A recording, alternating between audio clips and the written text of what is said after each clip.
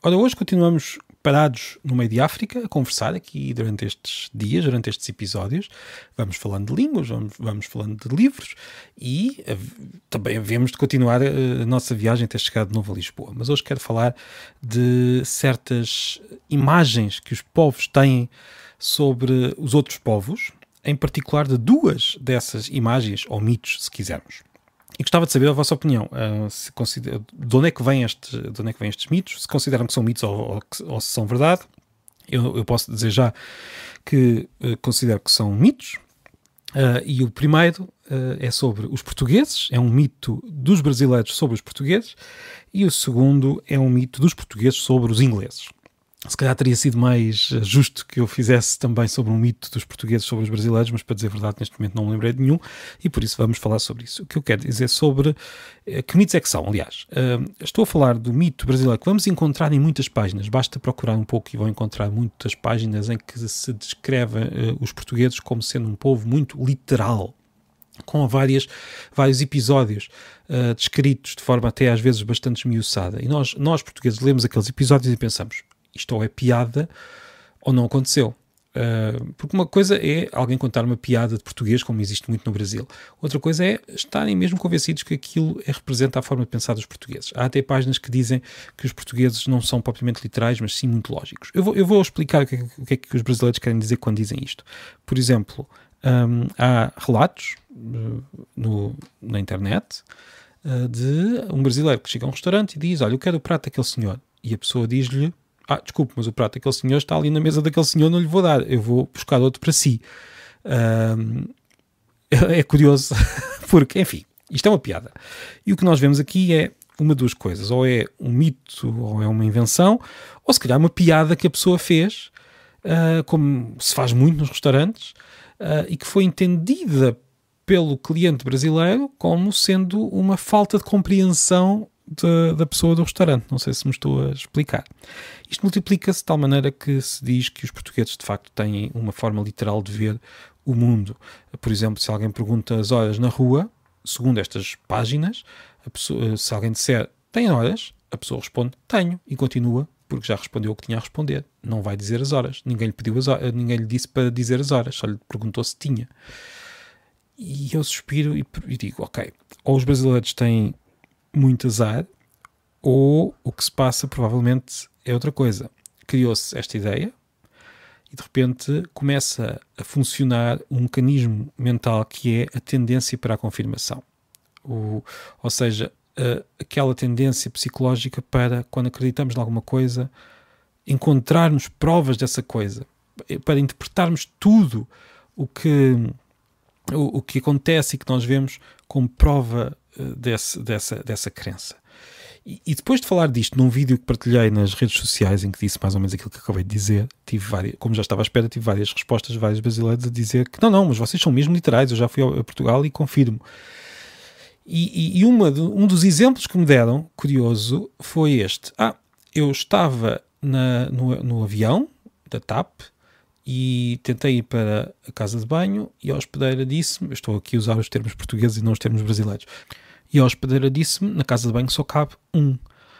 Ora, isto foi dado como exemplo de um uso literal, mas é precisamente o contrário. A hospedeira estava a usar uma frase que que literalmente era um facto óbvio e sem grande interesse, mas estava a usar porque subentendia-se que queria dizer que ele não podia entrar na casa de banho porque só cabe um. É uma espécie de piscadela de olho. Portanto, não, a hospedeira não estava a ser literal, a hospedeira estava a usar um subentendido. Também tive quem me dissesse, por causa da Inquisição vocês são muito literais, porque não podem usar subentendidos. Quando podemos até entender isto exatamente ao contrário. Por causa da Inquisição e da censura, nós tivemos de começar a usar mais subentendidos. Portanto, isto, no fundo, é precisamente a tendência para a confirmação a funcionar.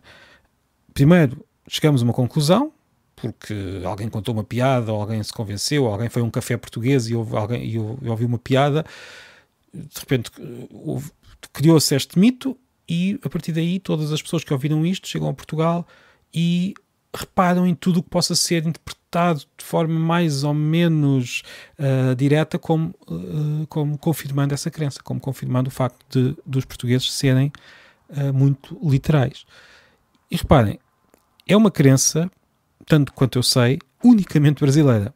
Nós temos pessoas de vários povos que vêm cá, ou vêm para cá, alguns de língua portuguesa, outros outras línguas, mas independentemente disso, a verdade é que só no Brasil é que se acredita que os portugueses são particularmente literais. Portanto, é de facto uma crença que se criou por algum motivo e que se vai confirmando porque as pessoas interpretam tudo de forma a confirmar. Isto não é um problema dos brasileiros. O que eu quero dizer é que todos os povos têm estas crenças em relação a outros povos e em todos os casos a tal tendência para a confirmação garante que as crenças não desaparecem. Por exemplo, os portugueses todos não, estou a exagerar, mas muitos portugueses consideram que os ingleses são especialmente snobs, que têm a mania, se quisermos, que são aristocratas.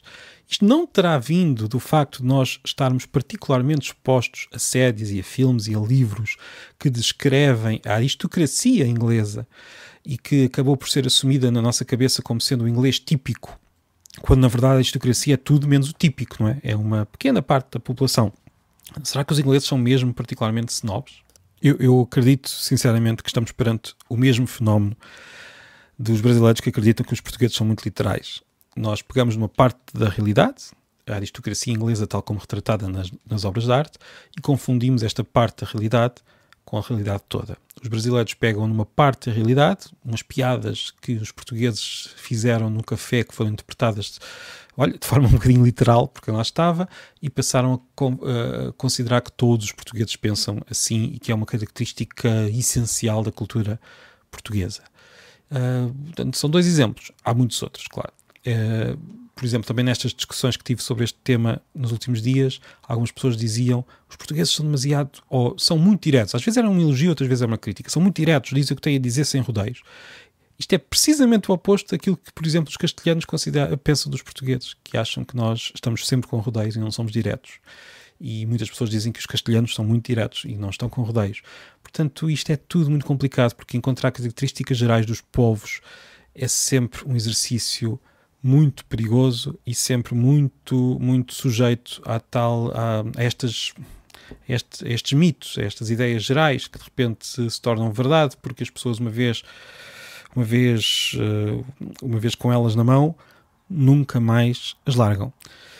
E pronto, isto se calhar dava um livro, daqueles livros inventados, mitos sobre, e já deve haver, mitos sobre os outros povos, ou tudo o que os brasileiros pensam dos portugueses, ou tudo o que os portugueses pensam dos ingleses, ou algo assim. E pronto, para já, hoje é tudo. Diga a sua opinião, acha que isto são mitos? É mesmo assim? Se é brasileiro, diga-me, considera que os portugueses são muito literais? Se é português, diga-me, considera que os ingleses são snobs? E pronto, até amanhã.